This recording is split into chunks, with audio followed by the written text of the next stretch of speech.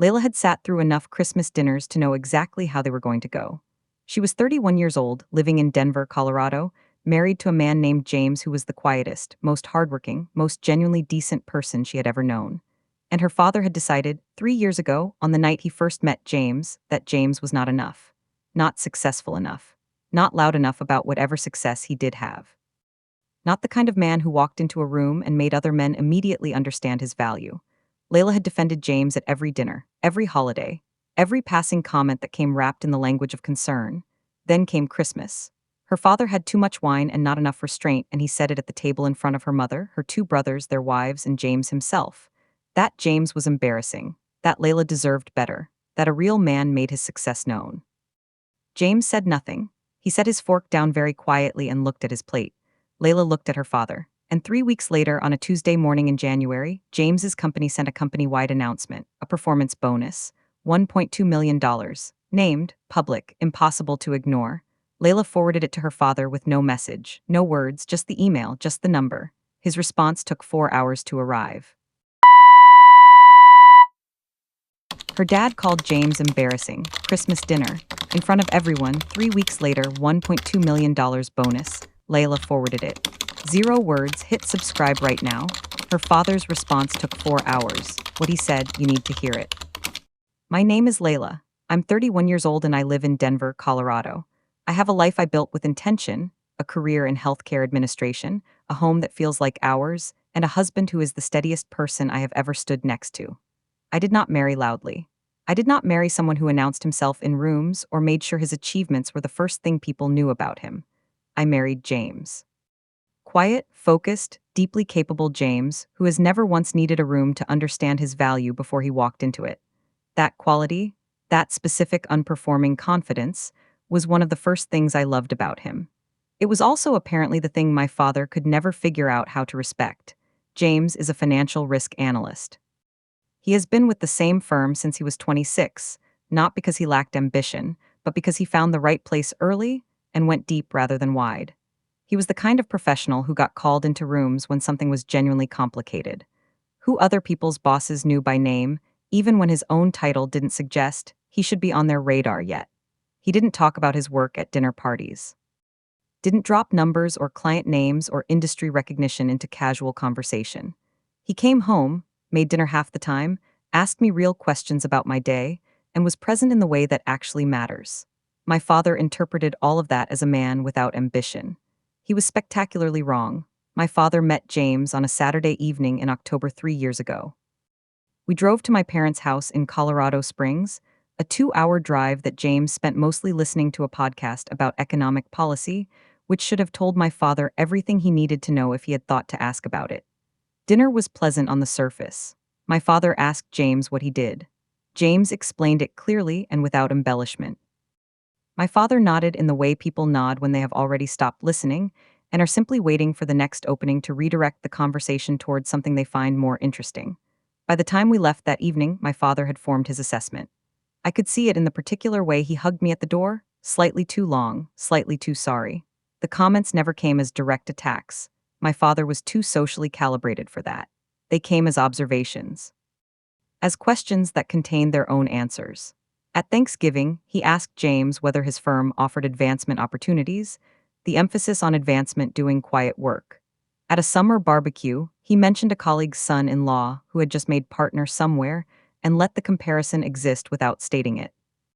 At my brother's birthday dinner, he talked about success for 20 minutes in a way that was general enough to be deniable and specific enough that James and I both heard exactly what it was.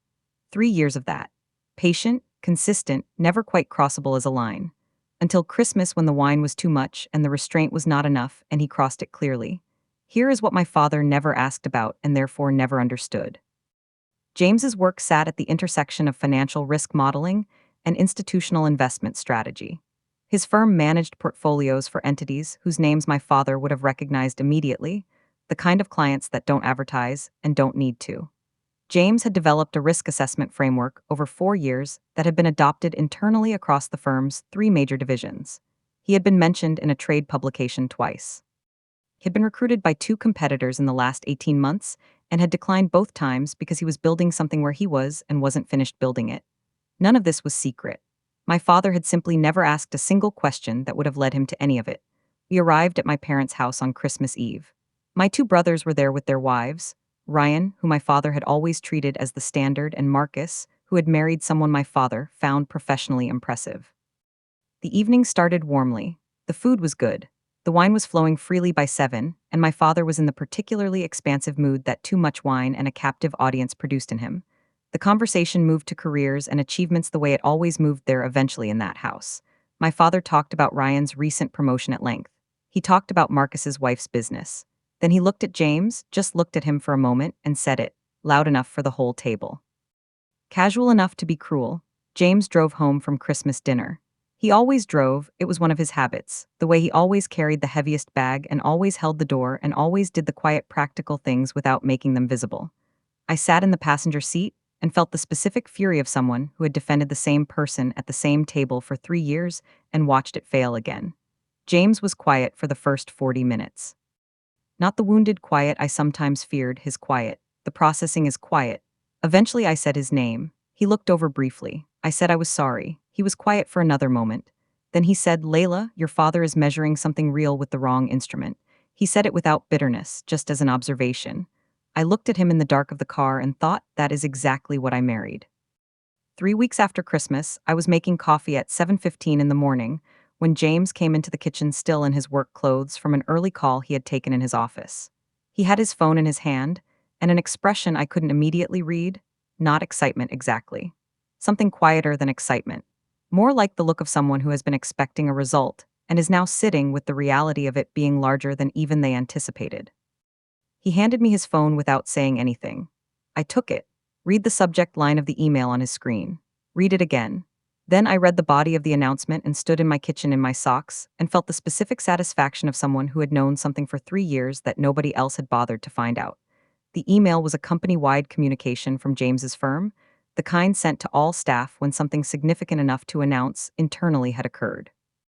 It referenced James by full name. It outlined the performance framework he had developed over 4 years and its adoption across the firm's major divisions. It referenced the measurable impact on portfolio performance across 3 consecutive quarters, and it announced a performance bonus, $1.2 million, as formal recognition of the contribution, not a quiet deposit into a bank account. A named public announcement sent to every person in that firm.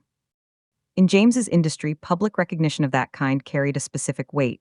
It meant something beyond the number. My father measured success by how loudly it announced itself.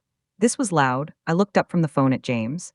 He was leaning against the kitchen counter with his coffee cup in both hands, looking at me with an expression that was almost apologetic, like he was slightly sorry for the size of it. I handed his phone back.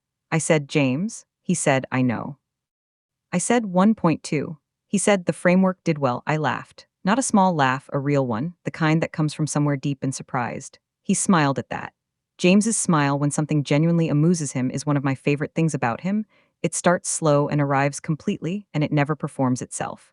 I stood in that kitchen laughing at the man my father had called embarrassing 3 weeks earlier. Then I stopped laughing and started thinking.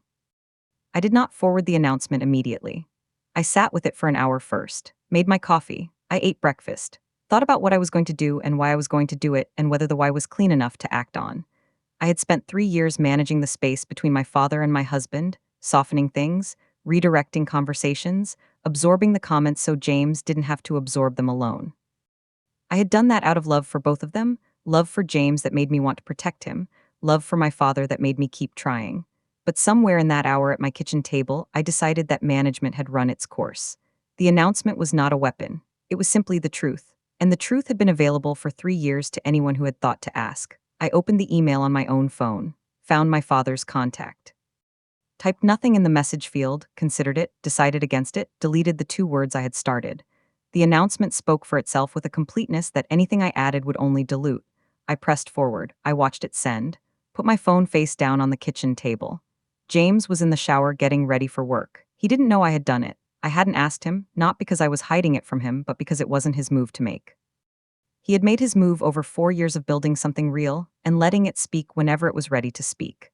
I had made mine in about 30 seconds on a Tuesday morning in January.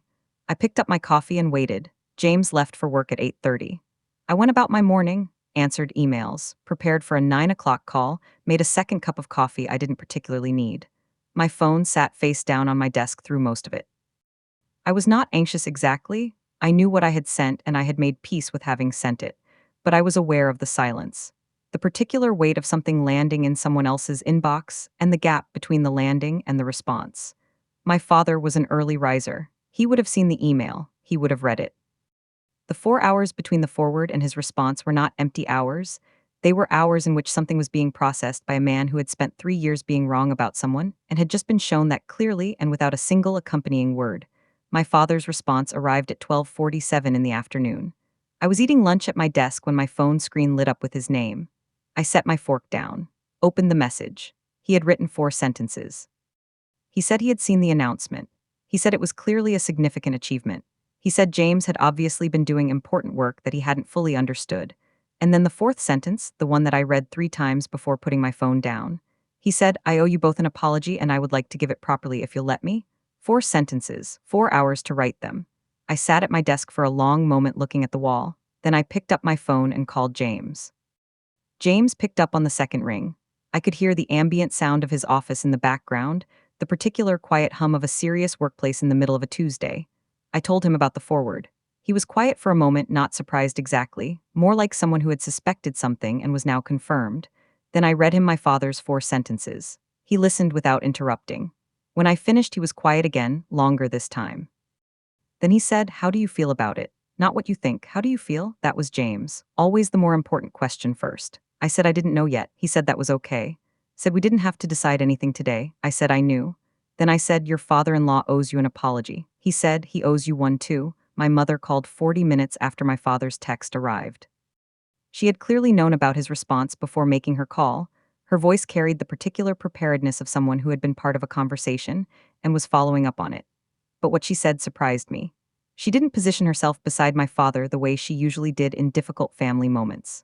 She said, Layla, I want you to know that I have not agreed with how your father has spoken about James, that I should have said that sooner and I didn't and I'm sorry for that. I sat very still when she said it. My mother rarely separated herself from my father's positions in any direction. Hearing her do it clearly and without qualification was something I hadn't anticipated and needed a moment to receive properly. Ryan texted first, warm and straightforward, the way Ryan handled most things. Said James's bonus was incredible and that he was genuinely happy for us. No mention of Christmas dinner. No acknowledgement of what had been said across that table 3 weeks earlier. Ryan was good at moving forward and less skilled at looking back, and I had made my peace with that about him years ago. Marcus called that evening. Marcus was more complicated. He had laughed at something my father said about James at the summer barbecue 2 years ago, a small complicit laugh that I had filed away and never mentioned. He called and said he was proud of James, and then said something that told me he remembered the laugh too. He said, I haven't always handled the family stuff well. I think I owe James one. I said, I think you do too. I sat with everything that had happened over the 48 hours after the forward, my father's text, my mother's call, Ryan's warmth, Marcus's partial accountability. And I understood that if I let this moment be about the bonus, about the number, about the validation of James's success, in terms my father could finally recognize, I would be letting my father off too easily and missing something important. The bonus had opened a door. But the door led somewhere that needed more than a performance announcement to address properly. 4 years of family dinners. 4 years of comments that James had absorbed quietly and I had defended against imperfectly. That was what the forward had actually put on the table. I needed to have a real conversation, not at Christmas dinner. On my terms, James told me something that Thursday evening that he had been holding for 3 years. We were cooking dinner together, the ordinary domestic rhythm of a weeknight, when he said he needed to tell me something, and then stood at the counter not quite starting. I turned the heat down and waited. He said that at every family dinner for 3 years he had wanted to say something. Not to defend himself, he had never felt the need to defend himself. But to tell my father clearly that the way he spoke about me, when he was making his points about James, was the part that had actually cost him. That the comments about James were one thing. But watching Layla defend her choice over and over to someone who had already decided, that was what James had sat with. I put my fork down and looked at him for a long moment. Then I said, Why didn't you tell me? He said, Because you were already carrying enough. Preparing for the family conversation, I did something deliberate. I sat down and wrote out every comment my father had made about James over 3 years alongside the language he used when he spoke about Ryan's husband and Marcus's wife. The contrast was immediate and clarifying. With Ryan's husband, enthusiasm, specific questions, genuine interest in the work. With Marcus's wife, admiration, references to her business in conversations where it wasn't required, a pride that sounded almost like ownership. With James, vague concern, redirection, the language of someone managing a disappointment they had decided on in advance. The pattern wasn't subtle when laid out clearly. My father hadn't disliked James because of anything James had done or failed to do. He had decided on a category and placed James in it before the first dinner was over. That decision had never been revisited. Until now, I called my parents on a Friday evening and told them I wanted to have a family conversation. Not in Colorado Springs. In Denver, in our home, on a Saturday 2 weeks out. I said James would be present. I said I had things I needed to say, and I wanted to say them clearly, and I was asking them to come prepared to listen before responding. My father said, of course. His voice was different from any version of itself I had heard before, careful, almost tentative, the voice of a man who understood he was coming to something on someone else's terms for the first time. My mother said they would be there. I said good. Then I spent the 2 weeks between that call and the Saturday not rehearsing arguments, getting clear. There is a meaningful difference, and this moment requires the right one. My parents drove up from Colorado Springs on a Saturday morning.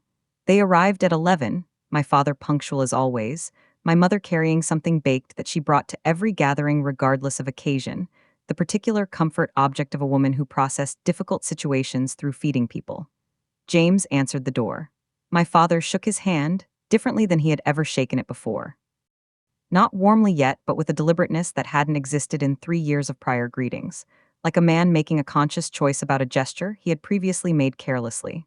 My mother hugged James and said the house looked beautiful. We had not redecorated. What had changed was not the house. We moved inside. James made coffee. I let the first 20 minutes be ordinary before I said what needed to be said. I waited until everyone was sitting with coffee in front of them, and the preliminary conversation had found its natural pause. Then I set my cup down and said I wanted to talk about the last 3 years. Not the bonus, the 3 years. I said it without anger, without the accumulated weight of every dinner and every comment and every moment of defending James to someone who had already decided. I just named it directly as a topic and let the naming do its work.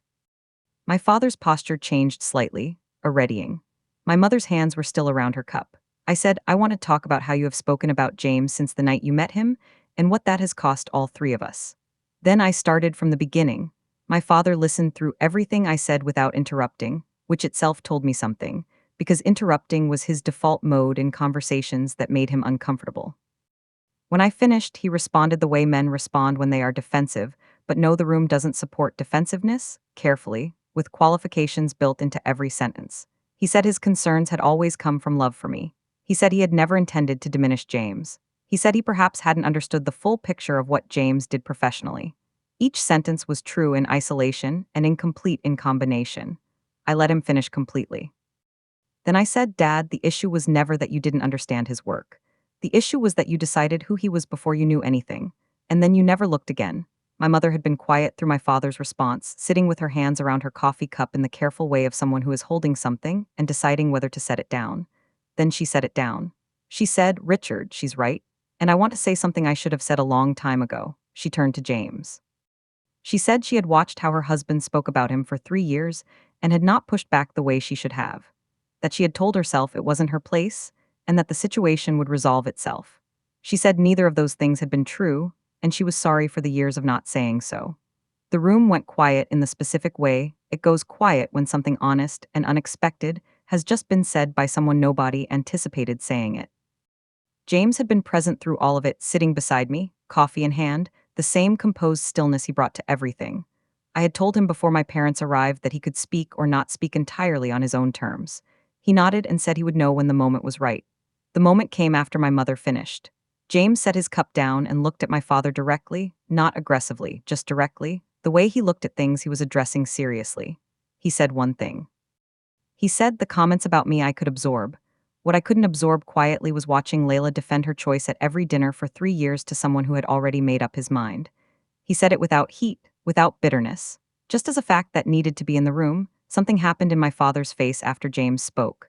Not immediately, it moved through several things first. Resistance, recalibration. Something that looked briefly like the discomfort of a man encountering an accurate mirror, then something underneath all of that. Something I had not seen on my father's face directed at a situation of his own making before. He looked at James for a long moment. Then he looked at me. Then he said, I measured you against the wrong things. Said it to James, but he was looking at me when he said the second half. He said, and I made your wife pay for that every time we sat at a table together. He said it without the qualifications from earlier, without the framing.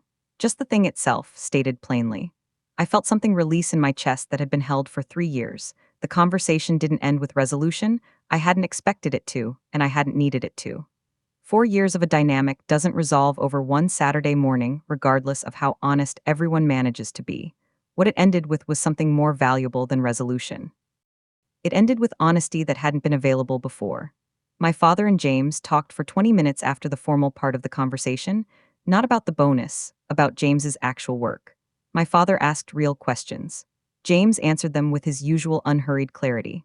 My mother sat beside me on the couch, and we talked about something else entirely, and I could hear the two of them finding a language for each other in the background. I sat there listening to that and felt something settle into a position it had never occupied before. Quietly, finally for good. The weeks after that Saturday were quiet in the way that things are quiet after something real has passed through and rearranged itself without making noise doing it. My father didn't call every day, that wasn't his pattern and I didn't need it to be. But he called on a Wednesday 10 days later. Not to revisit anything. Just to talk. He asked about my work, asked about the house.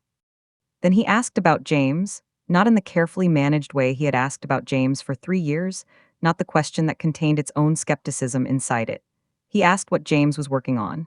I told him. He listened, asked a follow-up question that told me he had actually processed the answer to the first one.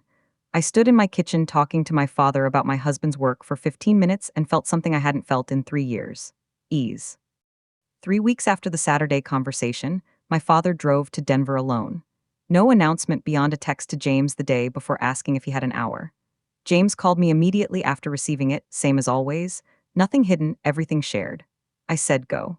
My father arrived on a Thursday evening and sat with James in our living room for 50 minutes while I was at a work dinner I had kept because James had told me to keep it. James called me when my father left. I asked what had happened. James said your father apologized, directly, without the qualifications. Said he had spent 3 years applying a standard to me that he had never applied to anyone else in the family, and that it wasn't something he could justify when he actually looked at it. James said he had accepted it. I asked how it felt. He said, like something finished that should have finished sooner. 6 weeks after the bonus announcement, James received additional formal recognition. An industry publication named him in their annual list of significant contributors to risk modeling methodology. It wasn't a consumer publication. It was the kind of thing read carefully by the people whose opinion mattered in his field. My father saw it. I know because he texted me the morning it came out, not a long message, 4 words. Send me the link, then 4 words I didn't know. I read that text twice. Then I called him. He answered immediately. I said, now you do. He laughed, a real laugh, slightly rueful, the laugh of a man who understood what he was laughing at. It was the most honest sound I had heard from him in years. I laughed too, and something between us that had been stiff for a long time moved. I called my parents together 2 months after the Saturday conversation, not to revisit what had been said, to set what came next. I told them I was glad for what had shifted and that I wanted to build something real going forward with both of them. I told them what that required. James was treated at every family gathering the way Ryan and Marcus's partners were treated. Real questions, genuine interest, the baseline respect extended to anyone who had married into this family. I said it once, clearly, without apology or softening. My father said he understood. My mother said she did too. My father added something I hadn't expected. He said he was going to hold himself to it, and he wanted me to tell him directly if he slipped. I said I would. And I meant it completely. My brother Marcus called me 6 weeks after the Saturday conversation. He said he had been thinking about the summer barbecue 2 years ago, the laugh, the moment of complicity with my father's comment that he had never addressed directly. He said he was sorry for it. Said he had told himself at the time it was just how Dad was, and that it wasn't his place to intervene. He said he understood now that staying quiet in those moments was its own kind of participation. I listened to all of it. Then I said, Marcus, I appreciate this. And I want you to know that what matters now is not the laugh. It's what you do at the next dinner. He said, I know. I said, good. Then we talked for an hour about nothing important, and it felt like something between us that had been slightly off for years had been adjusted back into place. About 2 months after everything, James and I had a Tuesday evening at home, nothing scheduled, dinner cooked together. The easy, ordinary rhythm of two people who know each other well and have been through something together and come out the other side still standing. We talked about the past 3 years at some point, not heavily, just honestly. James said he had never doubted that I believed in him, said that had been the thing that made the family dinners survivable, knowing that I was beside him even when I was also navigating my father at the same time. I said I was sorry it had taken the announcement to move things. He said, Layla, the announcement didn't move anything. You forwarded it. That was you moving things. I looked at him across our kitchen table. That was exactly what I had married. Exactly. It has been 4 months since Christmas dinner. My father came to Denver last weekend, his third visit since the Saturday conversation, each one easier than the last. He and James watched a game together on Saturday afternoon while I finished some work in the next room.